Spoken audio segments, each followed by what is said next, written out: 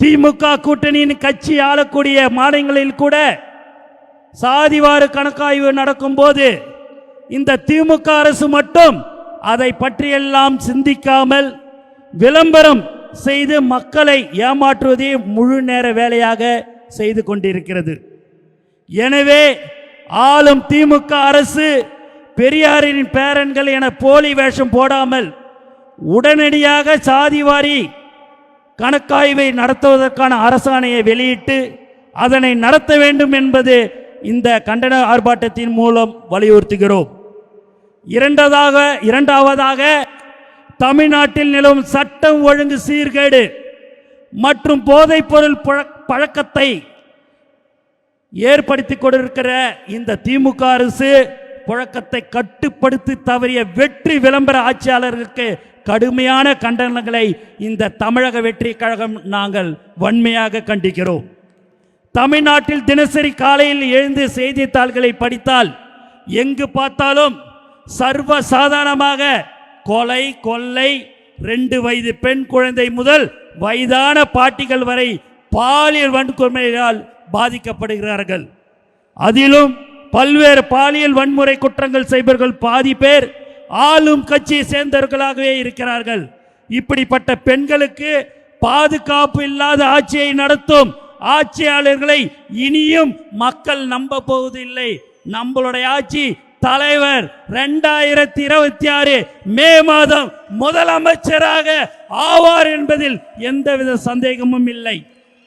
ஆட்சிக்கு வரும்போது இருகரம் கொண்டு சட்டம் ஒழுங்கை பாதுகாப்பேன் என்று சொன்ன மாண்பு முதல்வர் அவர்களுக்கு அந்த இரும்பு கரம் எந்த இரட்டை பாலத்துக்கு பக்கத்தில் விழுந்து காணாமல் போனது என தெரியாமல் தேடிக்கொண்டு இருக்கிறார்கள் என்று நாங்கள் நினைக்கிறோம்.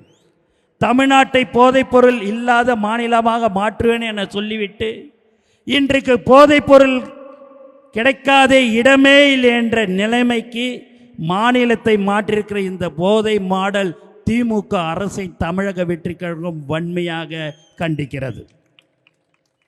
பள்ளிகள் கல்லூரிகள் என சர்வ சாதாரணமாக எல்லா இடங்களிலும் போதைப் பொருள் கிடைக்கிறது. இதனால் மாணவர்கள் இளையோர்கள் பாதிக்கப்பட்டு வாழ்க்கையை இழக்கிறார்கள். மேலும் போதை தலைக்கேறி பல்வேறு குற்றச் சம்பவங்களும் தமிழ்நாடு முழுக்க நடந்து வருகிறது. இது முதலமைச்சருக்கு தெரிந்தும் கண்டும் காணாமல் இருக்கும் முதலமைச்சரை வன்மையாக தமிழக வெற்றி கழகம் கண்டிக்கிறது. இப்படி வாக்களித்த மக்களை பற்றி கொஞ்சமும் கவலைப்படாமல் சட்டம் ஒழுங்கை பாதுகாக்காத போதைப் பொருள் புழக்கத்தை தடுக்காத இந்த ஊழல் போதை தலைக்கேறிய திமுக அரசுக்கு எங்களது தமிழக வெற்றி கழகத்தின் சார்பில் வன்மையான கண்டனத்தை தெரிவித்துக் கொள்கிறோம். மூன்றாவதாக, அரசியல் காழ்ப்புணர்ச்சியால் நமது தலைவரின் மக்கள் சந்திப்பு நிகழ்வுகளை முடக்கும் வகையில் வெளியிட்டப்பட்டுள்ள வழிகாட்டு நெறிமுறைகளை திரும்ப பெற இந்த கண்டன ஆர்ப்பாட்டத்தின் மூலமாக வலியுறுத்துகிறோம். நமது தலைவர் தளபதி அவர்களின் மக்கள் சந்திப்பு நிகழ்வுகளில் பொதுமக்கள், தாய்மார்கள், தோழர்கள் மற்றும் தோழிகள் என தன்னெழுச்சியாக மக்களுக்கு கலந்து கொண்டு ஆதரவை வெளிப்படுத்தி கொண்டு கொடுக்கிறார்கள். காசு கொடுக்கலங்க, சாப்பாடு கொடுக்கலங்க, எதுவுமே கொடுக்கல. ஆனால் தலைவர் தளபதி இங்கே வருகிறார் என்று சொன்னால் கூடுகிற ஒரு உண்மையான கூட்டம்தான் நம்மளுடைய தமிழக வெற்றி கழக நிர்வாகிகளும் சரி, மக்களும் சரி. 5000 பேருக்கு மேல் கலந்து கொள்ளக்கூடிய மக்கள் சந்திப்பு நிகழ்வுகளுக்கு அரசு காட்டும் வழிகாட்டு நெறிமுறைகள் என்பது எப்படியாவது நமது மக்கள் சந்திப்பு நிகழ்வுகளை நடக்கவே கூடாது என்ற எண்ணத்தில் தயாரிக்கப்பட்டு உள்ளது என்பது வெட்ட வெளிச்சமாக மக்களுக்கு தெரிகிறது. ஜனநாயக நாட்டில் ஒரு தலைவர் தனது மக்களை சந்திக்க முடியாத வகையில் தடுக்கும் இந்த ஜனநாயக விரோத SOPயை இந்த பயந்து நடுங்கும் திமுக அரசு திரும்ப பெற வேண்டும் என்று இந்த ஆர்ப்பாட்டத்தின் வாயிலாக வலியுறுத்துகிறோம்.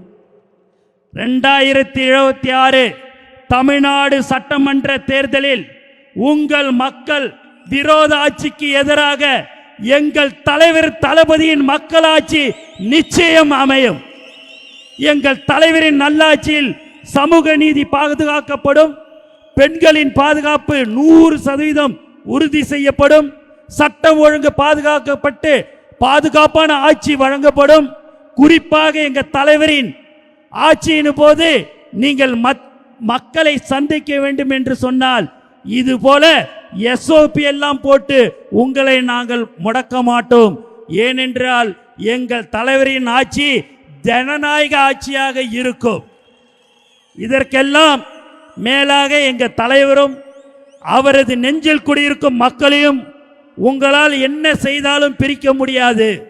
இன்னும் 50 நாட்களில் தமிழக வெற்றி கழகத்தின் ஆட்சி அமையும்.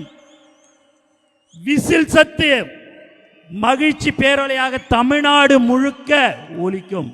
நம்மளுடைய சின்னம் விசில், தளபதியோட சின்னம் விசில், வெற்றியின் சின்னம் விசில், மக்களின் சின்னம் விசில். வாய்ப்புக்கு நன்றி கூறி விடைபெறுகிறேன். நன்றி, வணக்கம்.